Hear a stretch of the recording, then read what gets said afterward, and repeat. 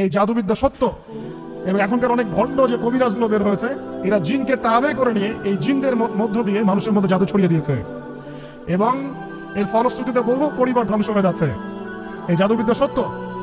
আরো একটা জিনিস সত্য, নবী সাল্লাল্লাহু আলাইহি ওয়াসাল্লাম বলেছেন ইন্না আইনাল হক, চোখের নজর সত্য। নবী করিম সাল্লাল্লাহু আলাইহি ওয়াসাল্লাম বলেছেন চোখের বদনজর সত্য। যে আমরা বলি ফেসবুকে এত বেশি ছবি দিয়েন না ভাই, ছবি তুলেন না, ছবি তুলেন না, বারবার যে বলি নিষেধ করি, কারণ কি জানেন? একটাই কারণ, বিকজ চোখ লাগাটা সত্য। মানুষের চোখ লাগে, এই কথা শুনলে অনেক মজুমদাররা হাসবে না? কথা বুঝতে পারেন নাই?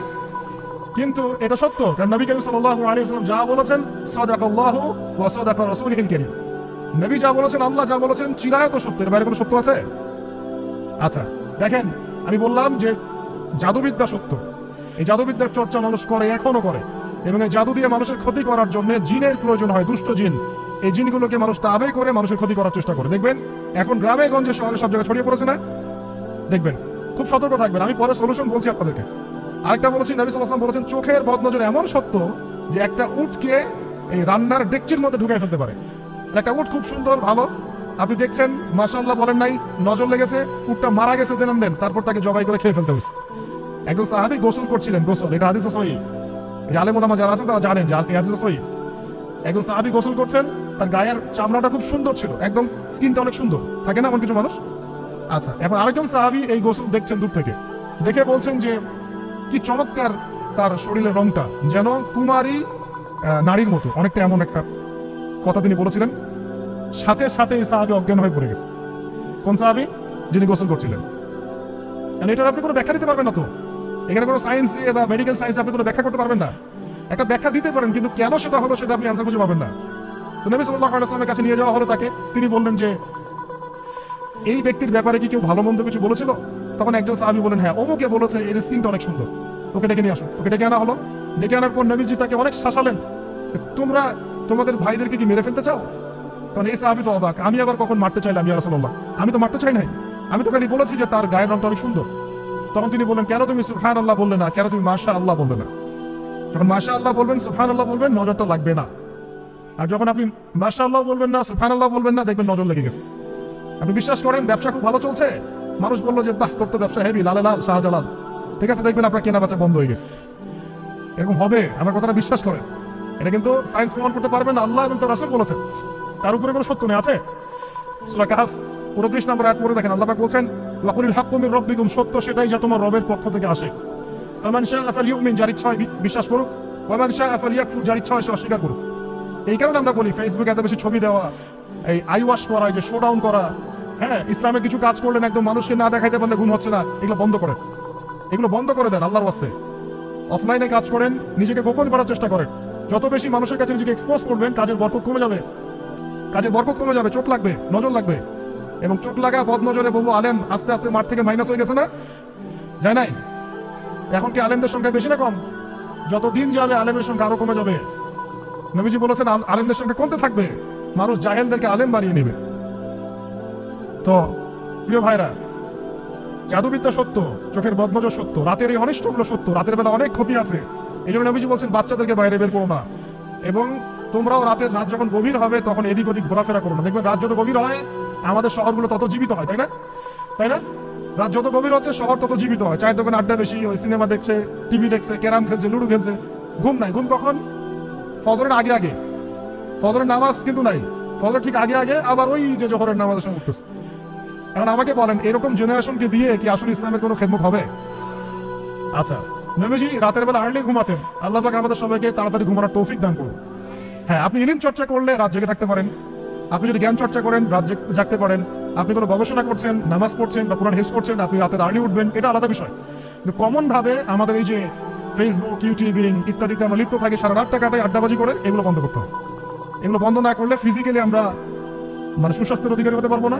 সারা দিনটা আমাদের একটা কি বলবো অলসতার ভাবে যাবে, এবং দিনের বেলা কাজগুলো ব্যাহত হবে। এতে করে আমাদের উম্মার এই পুরো বড় যে তরুণ প্রজন্ম আছে এদেরকে আপনি সম্পদে পরিণত করতে পারবেন না। তাই এই সিস্টেমটা চেঞ্জ করা দরকার। নবীজি রাতের বেলা এই সূরা বাকারার শেষ 3টা আয়াত তেলাওয়াত করতেন, আমরা করবো ইনশাআল্লাহ। আরেকটা আমল বলে দেই, নবী করিম সাল্লাল্লাহু আলাইহি ওয়াসাল্লাম রাতের বেলা সূরা মুলক তেলাওয়াত করতেন। কোন সূরা এটা? কোন সূরা? তাবারাকাল্লাযী বিয়াদিহিল মুলক। কয়টা আয়াত আছে? 30টা আয়াত আছে। নবীজি বলেছেন সাল্লাল্লাহু আলাইহি ওয়াসাল্লাম এই সূরা আপনাকে কবরের আযাব থেকে বাঁচাবে। কবরের আযাব থেকে তো ভাই বাঁচা খুব সহজ নাকি? আমাদের মধ্যে এমন কেউ নাই, শোনেন, আমাদের মধ্যে এমন কেউ নাই, আলেম জালেম মুফতি মুহাদ্দিস রাজনৈতিক নেতা পলিটিশিয়ান বিরোধী দল জাতি তারপরে যে সরকার দল যে আছে না কেন, কবরের শাস্তি ফেস করবে না এমন একটা মানুষ নাই, কেউ নাই পৃথিবীতে। এই যে আপনি দেখছেন ওই যে কি ইসরায়েলের প্রধানমন্ত্রী, ওই রাশিয়ার প্রধানমন্ত্রী, ওই চায়নার সভ্যতা, পশ্চিমা সভ্যতা, এমন কেউ নাই পৃথিবীতে এখন যাকে কবরের শাস্তি ভোগ করতে হবে না। আছে?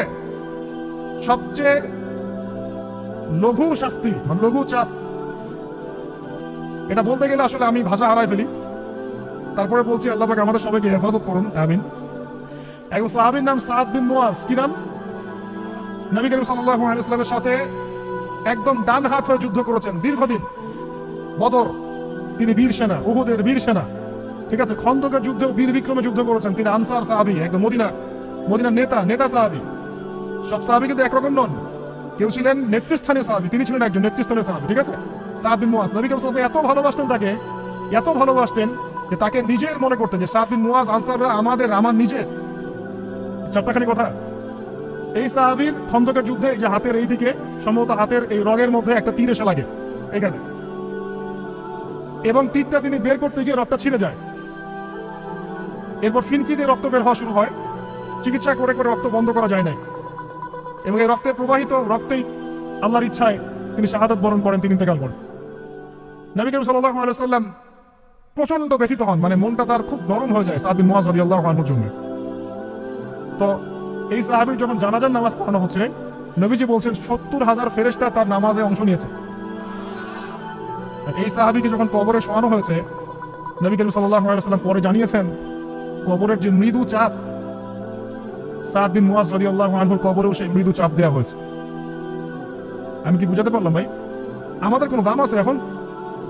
এখনকার পলিটিশিয়ানদের কোনো দাম আছে? এখনকার সমাজ নেতার কোনো দাম আছে? এখনকার সুদখোরদের কোনো দাম আছে? এই ঘুষখোর দুর্নীতিবাজদের কোনো দাম আছে? আমরা যারা কাঠমোল্লা হয়ে আছি আমাদের কোনো দাম আছে? সাদ বিন মুয়াজ রাদিয়াল্লাহু আনহু যদি কবরের শাস্তি তাকে না ছাড়ে, প্রশ্নোত্তর পর্ব তাকে না ছাড়ে, আমরা পার পাবো?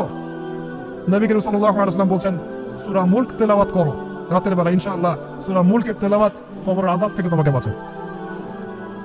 আর আমাদের তো ভাই কবরে সবাই সাথে যাবে না, গার্লফ্রেন্ড যাবে না, বাপ মা ভাই বোন সবাই যাবে না। একজন ব্যক্তি সুদ খাচ্ছে, জিজ্ঞাসা করে দেখেন কেন খায়, বলবে তার সন্তানের জন্য খায়, তার বউয়ের জন্য খায়, তার বাবাকে দেখতে হবে তাই খায়, তাই না? একজন ব্যক্তি ঘুষ খায়, বলবে আমার পরিবারের জন্য খাই। একজন দুর্নীতি করছে, পুকুর চুরি করছে, বলবে দুর্নীতি করছে আমার পরিবারের জন্য খাই, পরিবার ভালো থাকবে। সবার একই এক্সকিউজ, পরিবার যেন ভালো থাকে, আমার সন্তানরা যেন ভালো থাকে, আগামী প্রজন্মের জন্য কিছু রেখে যেতে পারি, তাই না? এরকম একটা মানুষও কি আপনার সাথে কবরে যাবে? আর এই বোকা মানুষ কেন বোঝে না যে আপনার কবরে আপনাকেই যেতে হবে? তাহলে আপনি কি কারণে অন্যের কারণে নিজের পরকাল নষ্ট করছেন? অন্যের সুখের জন্য আপনি আপনার পরকাল নষ্ট করছেন। সুদ খাচ্ছেন, দিব্যি মায়ের সাথে জেনা করছেন। আপনাদের এলাকায় নাকি সুদের সমস্যা অনেক বেশি। কয়েকটা হাদিস বলে দেই, আমি ওদেরকে আক্রমণ করতে আসি নাই, আমি শুধু তাদেরকে 3টা হাদিস শোনাতে এসেছি। 1 নম্বর হাদিস শোনেন। আল্লাহর নবী মুহাম্মদ সাল্লাল্লাহু আলাইহি ওয়াসাল্লাম বলেছেন সুদের পাপের 73টা শাখা আছে। কয়টা? কোন হাদিসে 70টাও আছে, কোন হাদিসে 73টা আছে। বলছেন যে সবচেয়ে নিচের শাখাটা হচ্ছে, সুদের পাপের সবচেয়ে নিচের শাখা হচ্ছে যে যেন কোনো ব্যক্তি তার মাকে রেপ করলো, তার মাকে ধর্ষণ করলো। 1 দিরহাম যে ব্যক্তি সুদ খায়, সহিহ বুখারীতে আরেকটা হাদিস এসেছে, সে যেন 36টা মেয়েকে ধর্ষণ করলো। আর আমি একটা কথা বানায় বলছি না, যদি বিশ্বাস না হয় কওমি মাদ্রাসা আছে, আলেম ওলামা আছে, গিয়ে বুখারী খুলতে বলেন, পড়তে বলেন। তাহলে একবার পড়তে বলেন, দেখেন যদি না থাকে তাহলে আমাকে এর সাথে থাপ্পড় দিয়ে দেয়। যদি না থাকে হাদিস এটা, তাহলে আমার গায়ে একটা থাপ্পড় দিয়ে যায়। আর যদি থাকে তাহলে আল্লাহর রাস্তায় সুদ খাওয়া ছেড়ে দেন। কোনটা করবেন? চ্যালেঞ্জ করবেন? নবীজি বলেছেন 1টা দিরহাম যে ব্যক্তি সুদ খায়, দিরহাম মানে কি? রৌপ্য মুদ্রা। এটা এখন দেখতে পারবেন না, জাদুঘরে আছে।